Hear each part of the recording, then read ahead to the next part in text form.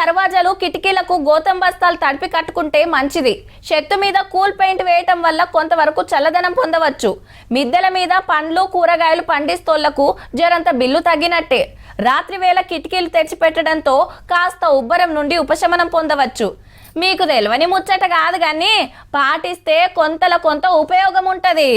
తెలంగాణలో కొత్త రికార్డు కొట్టిన ముల్లో ఏండ్లు అనుకుంటున్నారు? కరెంటు కాల్చోట్ల బేస్తారన్నాడు. 1,50,00,000 యూనిట్లు వాడేసినమాట. నిరుడు మార్చి ఏప్రిల్ గింతగరం కాలిస్తే ఇప్పుడు ఫిబ్రవరిలోనే పొట్టు కాలుస్తున్నాం.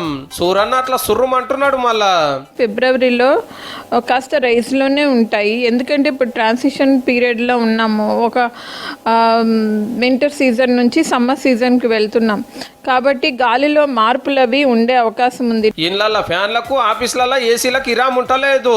చల్లటి కూలర్లు సల్వకు జ్యూసులు కరెంటు ఛార్జింగ్ పనులు వెరగబట్టే ఇంటికి 4 ఫోన్లు ఛార్జింగులాయే. ఇస్త్రీ కొట్టేతానికి టీవీ చూస్తానికి వాడు పీక్ లోడ్ సిటీలో 10 to 11 పీక్ అంటే ఏసీలు అప్పుడే అయితే రాత్రి 10-11 గంటలకు ఫుల్ కెపాసిటీ. ఎండలు ముదురుతుండే వరకు వ్యవసాయం బగ్గనే గుంజుతుంది. బావులు బోల్రాల నీళ్లు దగ్గర పడుతుంటే తెంపు లేకుండా నడుస్తున్నాయి మోటార్లు. ఇప్పుడే గిట్లుంటే ఉన్న ఎండాకాలం అంతా ముందే నాయే. లేలే ఇవ్వలేని రంది పడద్దు, సరిపోని సప్లై చేస్తాము, గిట్టింగులు ఏముండయని కరెంట్ ఆఫీసర్లు చెప్తున్నారు. 200 యూనిట్లు వాడేటోళ్ళకైతే ఫ్రీగానే, కానీ అంతకు మీద వచ్చేటోళ్ళకి కరెంటు బిల్లుల షాకు గట్టిగానే ఉండేటట్టున్నది పో.